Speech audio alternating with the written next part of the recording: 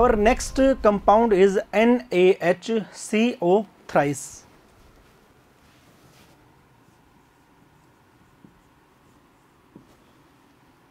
Positive and negative. तो ये क्या है, सोडियम, और ये सिंपली क्या है, बाइकार्बोनेट। तो केमिकल नेम क्या रहेगा, सोडियम बाइकार्बोनेट। कभी कभी इसी बाइकार्बोनेट को हम क्या बोलते हैं, सिंपली हाइड्रोजन कार्बोनेट भी बोलते हैं। तो इसी का दूसरा नाम भी क्या है, sodium hydrogen carbonate. Common name क्या है इसका, इसका कॉमन नेम रहेगा बेकिंग सोडा। इसी तरह से प्रिपरेशन में क्या है, इसकी जो प्रिपरेशन है वो सबसे टिपिकल है। हमारे 6 कंपाउंड्स, उन 6 कंपाउंड में सबसे टिपिकल रिएक्शन जो है वो यही है। तो इसका हम मैकेनिज्म के ऊपर भी बात करेंगे। तो सबसे पहले हमने क्या कहा, NaCl का रिएक्शन हमने किससे किया, वाटर से किया, with ammonia as well as CO2। तो आप डायरेक्ट एक तो प्रोडक्ट को याद रख लें एक बार, NaHCO thrice as well as NH4Cl। तो मैं वन बाय वन कंपाउंड्स के नाम भी बता देता हूँ। ये है सोडियम क्लोराइड, ये आपके पास क्या रहेगा, वाटर, ये क्या रहेगा, अमोनिया, ये क्या है, सिंपली कार्बन डाइऑक्साइड। तो इसी तरह से ये क्या है, सोडियम हाइड्रोजन कार्बोनेट या सिंपली सोडियम बाइकार्बोनेट, और इस कंपाउंड का नाम क्या है, सिंपली अमोनियम क्लोराइड। तो रिएक्शन जो है हो सकता है शायद आपको जो है थोड़ी सी टिपिकल लग ही रही होगी कि किस तरह से क्या फॉर्मेशन हो गया। तो इसको जो है मैं एक्सप्लेन कैसे करता हूँ वो समझें। सबसे पहले तो आप ये समझें कि ये रिएक्शन जो है एक स्टेप में कंप्लीट नहीं होगी, वन बाय वन जो है 1 या 2 या 3 स्टेप में जो है कंप्लीट हो जाती है। तो देखिए, सबसे पहले हमने क्या किया, NaCl लिया, साथ में वाटर को हमने लिख दिया H और OH, साथ में हमने क्या लिखा, NH3, और साथ में हमारे पास क्या है, CO2। क्लियर। तो ये पॉजिटिव और ये नेगेटिव, ये पॉजिटिव और ये नेगेटिव। तो होता क्या है, सबसे पहले क्या होता है, ये OH यहाँ जाएगा और ये क्लोरीन जो है इधर से साइड में जो है फ्री हो जाता है। तो हमारे पास एक तरह से क्या आता है, NaOH, साथ में यहाँ से ये चला गया तो ये फ्री हो गया, सिंपली H पॉजिटिव आयंस को हमने फ्री करके छोड़ दिया। क्लोरीन को भी हमने क्या किया, एक तरह से Cl नेगेटिव फ्री ही रखा है, और साथ में हमारे पास क्या आया, अमोनिया और CO2। क्लियर। तो होता क्या है, सेकंड स्टेप के अंदर ये हाइड्रोजन जो है किस पे जाके ऐड हो जाता है, अमोनिया के ऊपर। तो फाइनली आपके पास क्या आएगा, NaOH प्लस NH3 की बजाय आएगा NH4, और उसके ऊपर साइन कैसा रहेगा, पॉजिटिव। अब ये पॉजिटिव है तो ये क्या करेगा, क्लोरीन को अपनी तरफ अट्रैक्ट करेगा। तो ये क्या करेगा, इस तरह से क्लोरीन को अपने साथ एडजस्ट कर लेगा, और फाइनली खुद क्या बन जाएगा, NH4Cl। क्लियर। तो साथ में हमारे पास यहाँ पे क्या है, CO2। इस CO2 को हम क्या करते हैं, डायरेक्ट इसके ऊपर जो है जोड़ देते हैं। तो फाइनली आपके पास क्या आएगा, देख लीजिए, Na.OH.CO2 प्लस NH4Cl, ये पॉजिटिव और ये नेगेटिव। तो इसको हम कंबाइन फॉर्म में लिखते हैं, सिंपली क्या, NaHCO थ्राइस। और कई बार जहां मुझे रिएक्शन में ज़रूरत पड़ती है NaHCO थ्राइस को, आपने जो है केमिकल प्रॉपर्टीज ऑफ एसिड में भी देखा होगा, मैं इसको जब रीअरेंज करके लिखता हूं तो ऐसे ही लिखता हूं, Na.OH.CO2, ताकि हम इसको क्या कर सकते हो, साइड बाय साइड इसको तोड़ने में आसानी रहे, बच्चे को समझने में भी क्या रहे, आसानी रहे। तो आई होप जो है इसका मैकेनिज्म जो है वो आपको थोड़ा सा क्लियर हुआ होगा। तो आपको ये याद, या तो आप डायरेक्ट याद कर लो, डायरेक्ट नहीं कर सकते तो आप इस तरह से थोड़ा स्टेप बाय स्टेप करके भी याद रख सकते हैं। नेक्स्ट हमारे पास क्या है, यूज है।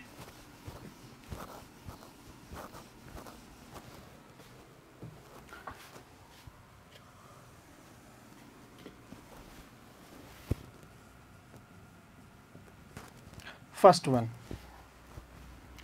it is used as an antacid। ये जो है किस रूप में यूज होता है, एंटासिड के रूप में यूज होता है। तो एंटासिड होता क्या है ये समझे, एंटी ऑफ एसिड, मतलब एसिड का जो है क्या होता है, अपोजिट, यानी कि विपरीत। तो विपरीत क्या होता है, एसिड का बेस। तो यानी कि एक तरह से क्या है, ये क्या होता है, बेस के रूप में यूज किया जाता है। तो एक्चुअल में ये तो समझने की बात है, लेकिन एंटासिड अगर होते क्या है, वैसे अगर आप ढंग से समझना चाहें तो antacid is the chemical substances which can neutralise the effect of acid.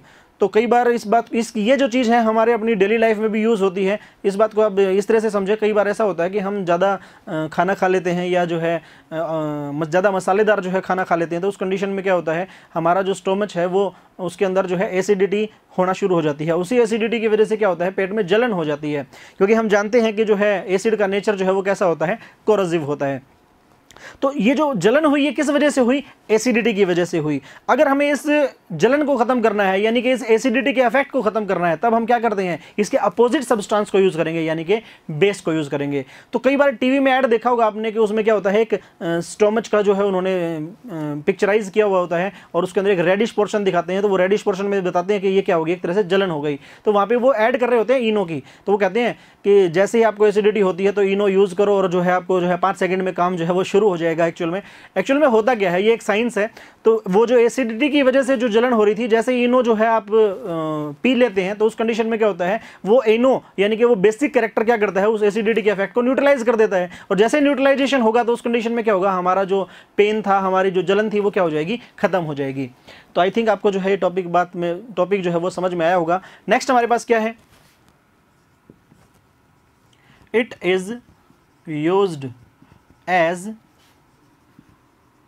Baking powder in formation of baked food. Baked food क्या होता है, पहले इस बात को समझो, जो बेकरी में बनता है। और बेकरी में कौन कौन सी चीज़ें बनती हैं आप जानते हैं, आपका बर्थडे केक है, आपकी जो ब्रेड है या आपकी जो डबल रोटी है, ये क्या कहाँ बनती है, हमारे बेकरी में बनती हैं। तो उन सब सब्सटेंसेस की फॉर्मेशन में जो है किसका यूज़ होता है, हमारे पास बेसिकली इस बेकिंग पाउडर का होता है। तो ये बेकिंग पाउडर होता क्या है, मिक्सचर होता है किस चीज़ का, NaHCO थ्राइस और साथ में टार्टरिक एसिड का। टार्टरिक एसिड होता क्या है, एक एडिबल एसिड है जो कि अक्सर जो है किसमें मिलता है, टर्मरिन में मिलता है, यानी कि इमली में मिलता है। तो क्या फर्क है दोनों में, बेकिंग सोडा में और बेकिंग पाउडर में। बेकिंग पाउडर तो क्या है, मिक्सचर है किसका, बेकिंग सोडा का और टार्टरिक एसिड का, और बेकिंग सोडा सिंपली क्या है, NaHCO थ्राइस। तो ये यूज क्यों होता है, कई बार एग्जाम में इसका से रिलेटेड जो है क्वेश्चन भी पूछा जाता है कि अगर मान लीजिए आपके पास जो है बेकिंग सोडा है, बेकिंग पाउडर नहीं है, तो क्या जो है आपका बर्थडे केक बनेगा, और बनेगा तो जो है वो किस कंडीशन में किस तरह से काम करेगा। तो एक्चुअल में वहाँ हो क्या रहा है, चाहे हम बेकिंग पाउडर यूज़ करें चाहे हम बेकिंग सोडा यूज़ करें, दोनों ही कंडीशन में क्या होता है, आपका बर्थडे केक की फॉर्मेशन तो जो है वो है हो जाएगी। लेकिन NaHCO थ्राइस जो है बेसिक कैरेक्टर का है, उसका जो नेचर है वो कैसा है, इसका जो टेस्ट है वो कैसा है, बिटर होता है, यानी कि कड़वा होता है। इस कड़वाहट को खत्म करने के लिए, इस बिटरनेस को खत्म करने के लिए हम इस टार्टरिक एसिड का क्या करते हैं, यूज करते हैं। तो ये करता क्या है, ये सिर्फ उस टेस्ट को तो न्यूट्रलाइज कर देता है, लेकिन इसका जो बाकी इफेक्ट है, यानी कि जब हम इसको हीट करेंगे तो ये क्या हो जाता है, डिकम्पोज होता है, उस डिकम्पोजिशन में CO2 को रिलीज करता है। वही CO2 क्या करती है, उस बर्थडे केक को या उस डबल रोटी को या जो उस ब्रेड को क्या करती है, स्पंजी बना देती है। तो अवर नेक्स्ट जो यूज है वो क्या रहेगा, third, it is used in fire extinguishers। ये फायर एक्सटिंग्विशर होता क्या है, आपने जो है अलग अलग बिल्डिंग्स में, हॉस्पिटल में एक रेड कलर के जो है सिलेंडर देखे होंगे, जिनको कहते हैं आग बुझाने वाले सिलेंडर्स या आग बुझाने का जो यंत्र होता है, तो उसको हम क्या बोलते हैं, फायर एक्सटिंग्विशर्स। तो उसके फॉर्मेशन में जो है इसी NaHCO थ्राइस का क्या होता है, यूज होता है। तो आपको अगर किसी को याद हो तो हमने एक केमिकल प्रॉपर्टी पढ़ाई थी एसिड की, तो बताया था वहां पे हमने एसिड का रिएक्शन किससे किया था, मेटल के बाइकार्बोनेट से किया था। तो एसिड का रिएक्शन जब हम मेटल के बाइकार्बोनेट से करते हैं तो हमारे पास रिजल्ट क्या आता है, सिंपली साल्ट, साथ में वाटर और प्लस CO2। तो वही CO2 एक्चुअल में क्या करती है, फायर एक्सटिंग्विशर्स का काम करती है। कैसे करती है आप समझे इस बात को, जब मान लीजिए किसी बिल्डिंग के अंदर जो है आग लग जाती है, तो उस आग को बढ़ने के लिए क्या चाहिए होती है, ऑक्सीजन चाहिए होती है। उसको कंटिन्यूअसली जलने के लिए क्या चाहिए होती है, ऑक्सीजन चाहिए होती है। इस बात को हमने छोटी क्लासेस में भी पढ़ा है कि एक जो है मोमबत्ती है, उसको मान लो हमने जला दिया है, तो उसके ऊपर एक गिलास उल्टा करके रख देते हैं, तो उस कंडीशन में कब तक वो जलती है, जब तक उसके अंदर ऑक्सीजन होती है। जब ऑक्सीजन जो है बंद हो जाती है तो उस कंडीशन में वो मोमबत्ती भी क्या हो जाती है, बुझ जाती है। तो यही हमारा जो प्रैक्टिकल लाइफ में भी होता है कि जब आग बढ़ रही होगी तो उस कंडीशन में उसको बढ़ने के लिए क्या चाहिए होता है, ऑक्सीजन चाहिए होती है। लेकिन जैसे ही हम उस आग की तरफ क्या करेंगे, उस सिलेंडर से क्या करते हैं, प्रेशर को दबाएंगे, तो उसमें से क्या रिलीज होती है, CO2 रिलीज होती है। तो वो CO2 करती क्या है, उस आग के चारों तरफ जो है एक तरह से लेयर क्रिएट कर लेती है, बाहर की जो ऑक्सीजन है उससे उसका कॉन्टैक्ट तोड़ देगी। आग को बढ़ने के लिए लगातार क्या चाहिए थी, ऑक्सीजन चाहिए थी, लेकिन उसको मिला क्या, CO2। तो फाइनली धीरे धीरे क्या हो जाती है, वो आग बुझ जाती है, आग जो है क्या हो जाती है, कम हो जाती है। नेक्स्ट जो है हमारे पास क्या रहेगा, fourth, it is used in making crispy pakoras. तो ये तो भैया मेरे ख्याल से जो है सबने जो है देखा ही होगा, घरों में हम सभी जो है पकोड़े बनाते ही हैं। लेकिन कई बार क्या होता है, मार्केट के पकोड़ों में और जो है घर के पकोड़ों में बहुत फ़र्क होता है।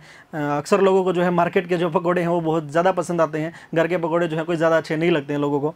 क्यों नहीं लगते, एक्चुअली क्या फ़र्क पड़ता है दोनों में, समझें कि मार्केट के जो पकोड़े हैं वो क्या होते हैं, क्रिस्पी होते हैं। क्रिस्पी मतलब करारे होते हैं, लेकिन जो घर का जो पकोड़ा है उसके अंदर जो है कहीं ना कहीं कच्चापन जो है वो रह जाता है।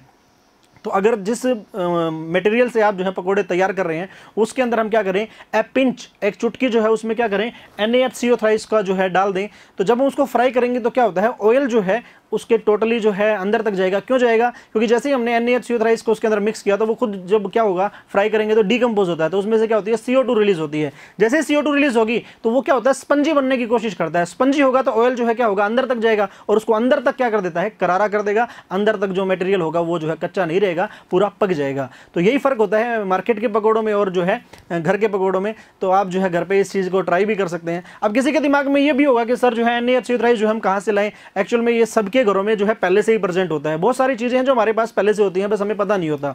NaHCO थ्राइस जो है मीठा सोडा होता है, जो हमारे घरों में जो है अक्सर मिल जाता है। दिखने में जो है सफ़ेद बारीक चीनी की तरह ही होता है, लेकिन इसका टेस्ट जो है क्या होता है, कड़वा होता है। Our next compound is Na2CO thrice dot 10H2। तो हम इस कंपाउंड को पढ़ें उससे पहले कुछ बातें हैं जो मैं और आपको बताना चाहूँगा। आपके जो है हमारा एक लेसन आएगा कार्बन एंड इट्स कंपाउंड, वहाँ भी वो चीज़ हमारे लिए हेल्पफुल रहेगी और यहाँ इस टॉपिक के अंदर भी वो चीज़ आपको समझने में हेल्प करती है। होता क्या है, हमारी साइंस में एक जैसी चीज़ें कई बार क्या होती हैं, एक से ज़्यादा बार यूज़ होती हैं। जैसे मान लीजिए एक सिंपल कंपाउंड ले लेते हैं CO और दूसरा हमने लिखा CO2, तो इसका नाम जो है हम क्या लिखते हैं, सिंपली कार्बन मोनो ऑक्साइड, और इसका जो नाम हम क्या लिखते हैं, कार्बन डाइऑक्साइड।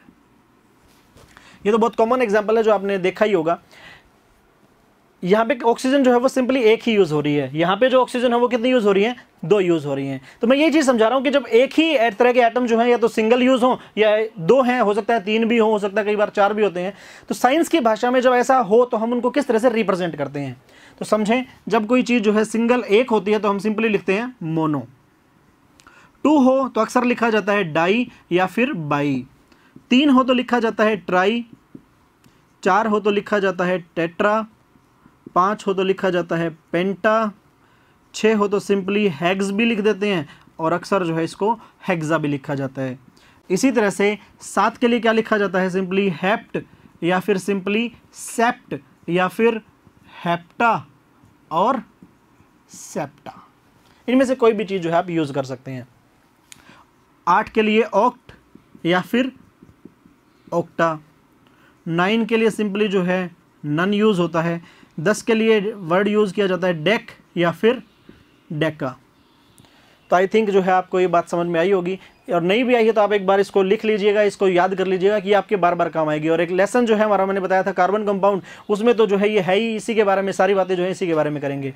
एक और चीज़ है जो मैं बताना चाहूँगा, हमने सिंगली तो यूज जो था वो तो बता ही दिया। कई बार क्या होता है, हाफ के लिए भी जो बात की गई है, तो हाफ का मतलब होता है आधा।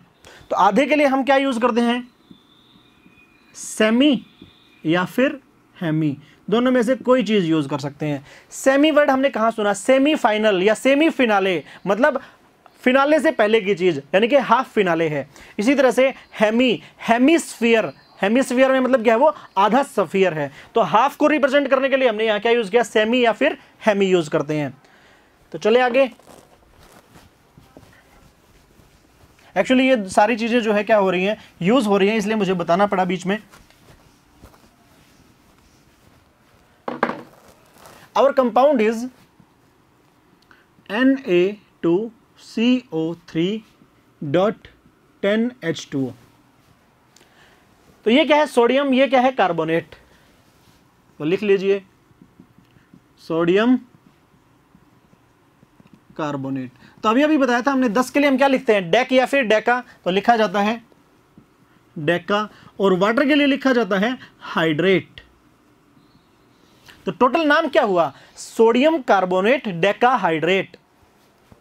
कॉमन नेम क्या रहता है इसका, वॉशिंग सोडा, क्योंकि कपड़े धोने का जो सोडा होता है ये ही होता है। क्लियर। तो इसकी जो प्रिपरेशन है वो हम कैसे करते हैं देख लीजिए। तो इसकी जो प्रिपरेशन है वो 2 स्टेप में होती है। सबसे पहले स्टेप में हम क्या करते हैं, NaHCO थ्राइस कितने 2 को सिंपली क्या करते हैं, हीट करते हैं। तो फाइनली हमारे पास क्या आता है ये समझने के लिए मैं क्या करता हूँ, इसके मैकेनिज्म पे बात करता हूँ।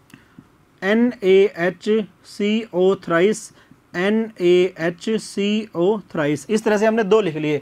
और इस तरह से इनको भी हम जो है रीअरेंज करके लिख सकते हैं, मैंने पहले भी बताया था। Na.OH.CO2, Na.OH.CO2, clear. तो समझे, जब हम इसको हीट करते हैं तो सबसे पहला जो काम है वो क्या होता है, वाटर जो है इस तरह से साइड में क्या हो जाता है, निकल जाता है, क्लियर। साथ में क्या होगा, एक CO2 जो है वो भी रिलीज हो जाती है। तो हमने क्या कर दिया, CO2 को भी रिलीज कर दिया। और फाइनली ये CO2 इन 2 सोडियम और इस एक ऑक्सीजन के साथ मिलकर क्या बन जाता है, Na2CO थ्राइस। तो आई होप जो है इसके मैकेनिज्म पे आपने जो फोकस किया होगा थोड़ा समझ में भी आया होगा।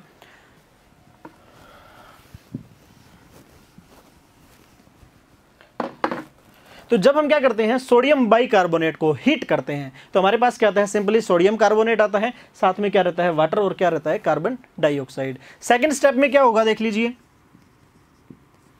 इसी सोडियम कार्बोनेट को Na2CO थ्राइस का हम क्या करते हैं, वाटर के साथ रिएक्शन कराते हैं, यानी कि वाटर इस पे क्या करते हैं, ऐड करते हैं। तो फाइनली होता क्या है, यहाँ पे कॉम्बिनेशन रिएक्शन होती है, मतलब ये दोनों क्या हो जाएंगे, जुड़ जाएंगे। तो हमारे पास रिजल्ट क्या आएगा, Na2CO thrice dot 10H2O, clear. Next हम बात करेंगे इसके यूज की। First, it is used in making many sodium compounds, for example borax.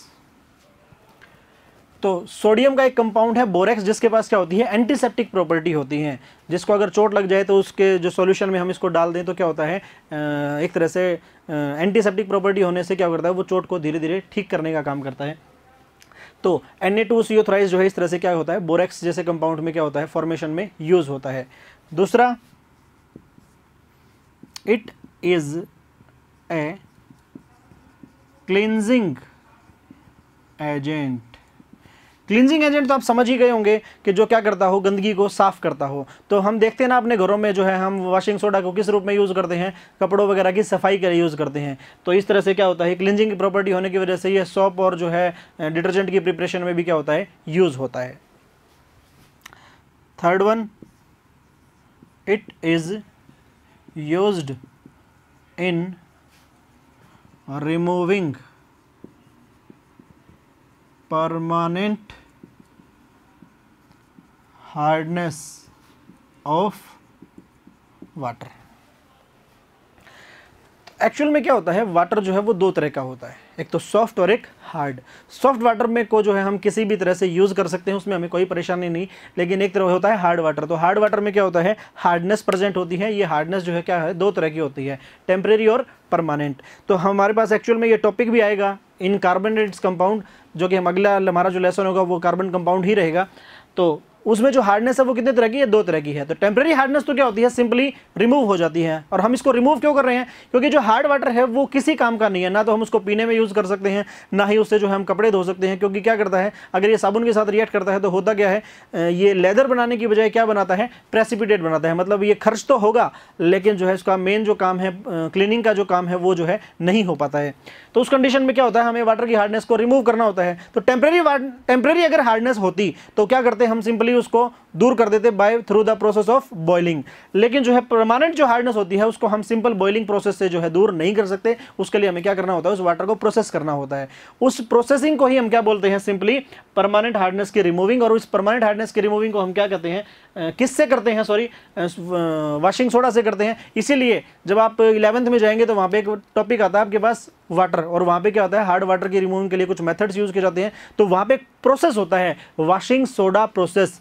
वो वॉशिंग सोडा प्रोसेस क्यों है, क्योंकि उस प्रोसेस में ये वॉशिंग सोडा यूज होता है वाटर की हार्डनेस को रिमूव करने के लिए। Next, it is used in paper, glass and textile industries. तो जैसा कि हमने अभी बताया था कि इसके पास क्या है, क्लिनजिंग प्रॉपर्टी है। तो जो ग्लास इंडस्ट्री है, जो टेक्सटाइल इंडस्ट्री है, या जो पेपर इंडस्ट्री है, तो वहाँ पे क्या होता है, सफाई के लिए या क्लीनिंग एजेंट के लिए जो है हम इसके क्या करते हैं, यूज़ करते हैं। Our next compound is CaOCl2।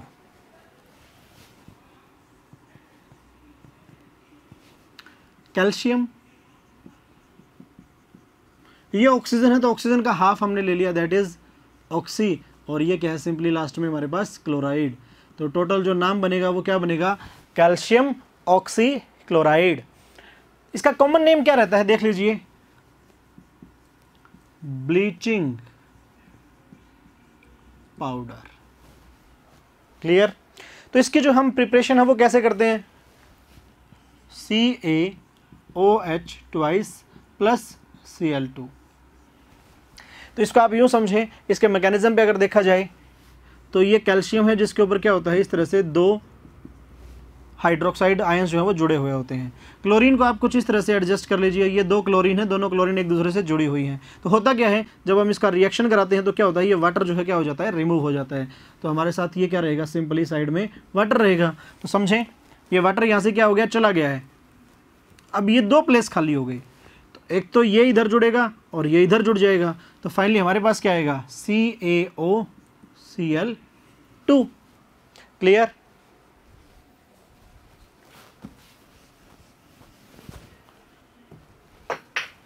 तो ये हमारे पास क्या होता है, सिंपली स्लैक्ड लाइम, ये जानते हैं क्लोरीन है, और ये हमारे पास क्या है, ब्लीचिंग पाउडर। तो इसका यूज क्या क्या है उसके बारे में अगर बात की जाए,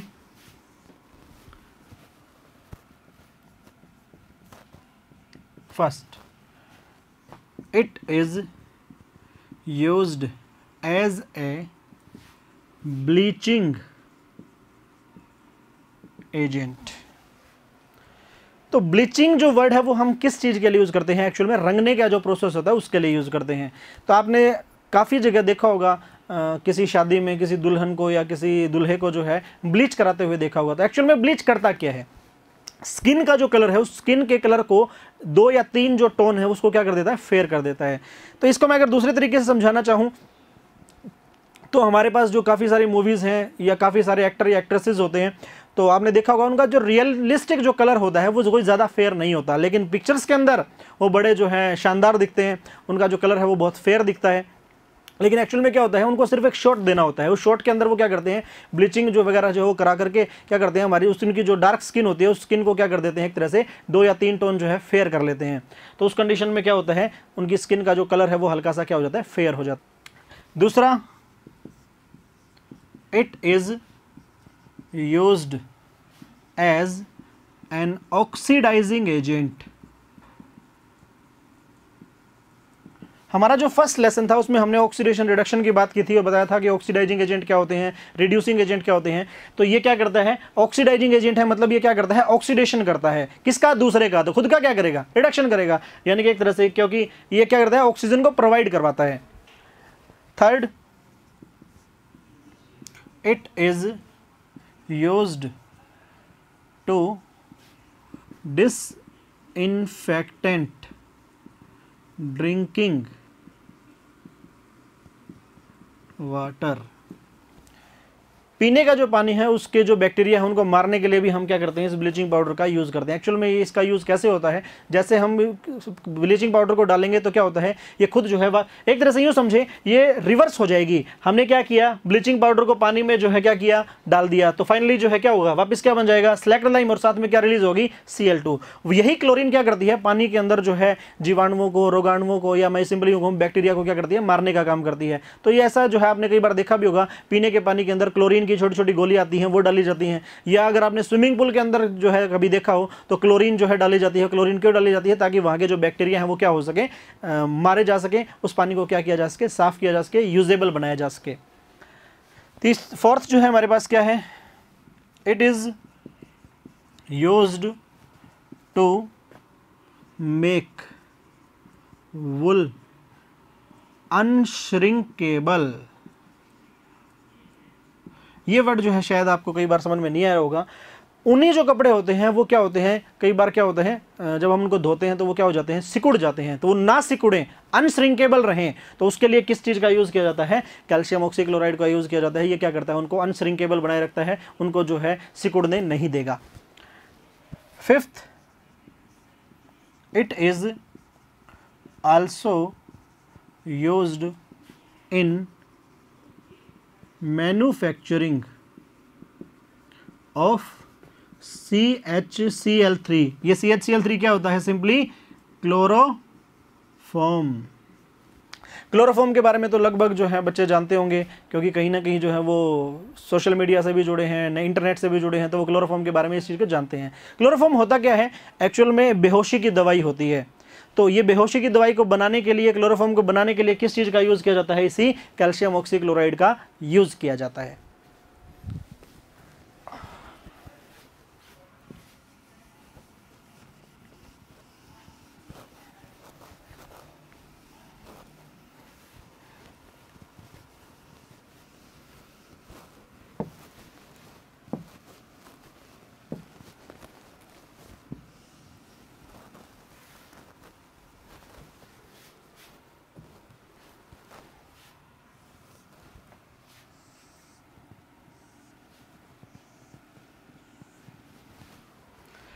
Our next compound is CaSO4.2H2। तो केमिकल नेम हम कैसे बनाते हैं, देखिए ये क्या है, कैल्शियम, तो लिख लीजिए। ये सिंपली क्या है, SO4 सल्फेट। और अभी थोड़ी देर पहले हमने बताया था कि हाफ के लिए हम क्या लिखते हैं, या तो हेमी या फिर सेमी, तो कोई भी एक वर्ड हम यूज कर सकते हैं। तो मैं लिखता हूं हेमी, और वाटर के लिए हम क्या लिखते हैं, सिंपली हाइड्रेट। तो अब आई थिंक जो है आपको नाम बनाने में परेशानी नहीं आ रही होगी। तो इसी तरह से इसका जो कॉमन नेम है वो क्या होता है, POP, यानी कि प्लास्टर ऑफ पेरिस। तो इसकी प्रिपरेशन जो है वो किस तरह से की जाती है, CaSO4.2H2O, 373 केल्विन टेम्परेचर, या फिर यूं कहा जाए 100 डिग्री सेल्सियस, दोनों एक ही बात होती हैं। हम इसको क्या करते हैं, हीट करते हैं। जब हम इसको हीट करेंगे तो आप पहले ये समझे कि ये क्या हो रहा है। इसको आप एक बार रीअरेंज करके लिख लीजिए कुछ इस तरह से, CaSO4.2H2O को हमने क्या कर दिया, ब्रेक डाउन करके लिख दिया। कैसे लिखा, 1.5 H2O plus simply half H2O। ठीक है, तो जैसे हम क्या करेंगे, हीट करेंगे, तो ये 1.5 H2O तो क्या हो जाता है, सेपरेटली निकल जाता है। ये लीजिए, और ये जो हाफ H2O है ये इसके साथ एडजस्ट रहता है, और क्या बन जाता है, CaSO4.2H2O। तो इन एग्जांपल्स को आप याद रखेंगे, इसको भी और इसको भी। आगे हमारे पास एक टॉपिक आएगा क्रिस्टलाइजेशन ऑफ वाटर, तो हमें इनके एग्जाम्पल की जरूरत भी पड़ेगी।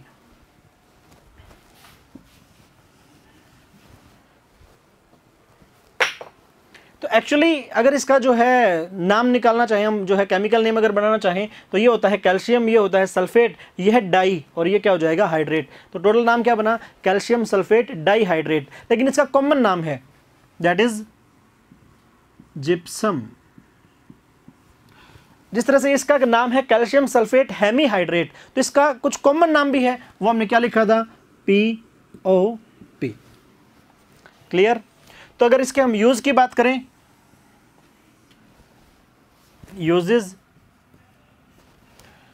First it is used in making toys and statues.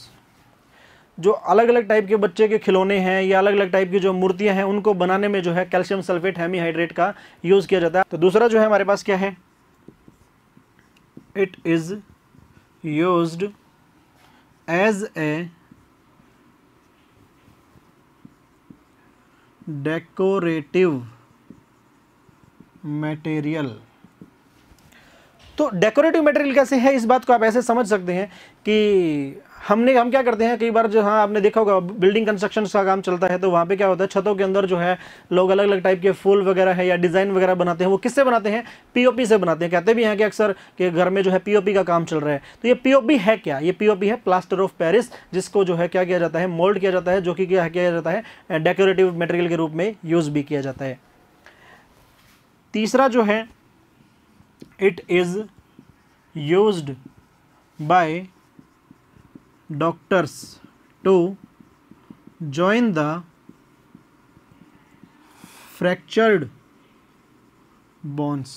तो अक्सर आपने देखा होगा किसी एक्सीडेंट में या किसी वजह से अगर किसी व्यक्ति की हड्डी टूट जाए तो हम डॉक्टर के पास जाते हैं, तो डॉक्टर क्या कहता है कि नहीं, इसको प्लास्टर करना पड़ेगा। वो प्लास्टर क्या होता है, यही प्लास्टर होता है, प्लास्टर ऑफ पेरिस। तो ये होता तो क्या है, पाउडर की फॉर्म में है, लेकिन इसको पहले क्या करते हैं, हम लिक्विड फॉर्म में करते हैं, और उसके बाद जो है धीरे धीरे क्या करते हैं, उसके हाथ के चारों तरफ जो है इसको अप्लाई कर देते हैं। कुछ समय के बाद ये क्या हो जाता है, हार्ड हो जाता है, यानी कि वापस क्या बन जाता है, जिप्सम बन जाता है। और उसके बाद होता क्या है, जो टूटी हुई हड्डी होती है, डॉक्टर उसको पहले सीधा करते हैं, फिर प्लास्टर करते हैं। तो उसके बाद होता क्या है कि वो हड्डी जो है हिलती नहीं है, उसको स्पॉट मिला रहता है। तो उसके बाद आपने देखा होगा कि 1 से 1.5 महीने का जो टाइम जो है वो डॉक्टर देता है, उसके बाद जो है उस प्लास्टर को वो आरी से जो है काट भी देता है। तो ये क्या किया जाता है, डॉक्टर्स के थ्रू जो है यूज किया जाता है।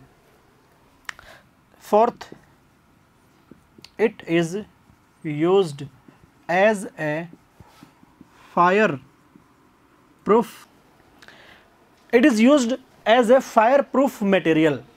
तो होता क्या है, आपने देखा होगा शॉर्ट सर्किट वगैरह की वजह से क्या होता है, कई बार घर में जो है आग लग जाती है, तो लगभग चीज़ें जो है क्या हो जाती हैं, जल जाती हैं। लेकिन अगर हम क्या चाहते हैं कि एक हमारे पास ऐसा कोई सिस्टम हो के जो है कुछ चीज़ें जले ना, तो क्या करते हैं, ये फायर प्रूफ मटेरियल के रूप में भी जो है क्या है, यूज़ होता है। मतलब इसमें जो है आग नहीं लग सकती है, तो ये कई बार जो है फायर प्रूफिंग मटेरियल के रूप में यूज़ किया जाता है। Fifth, it is used, sorry,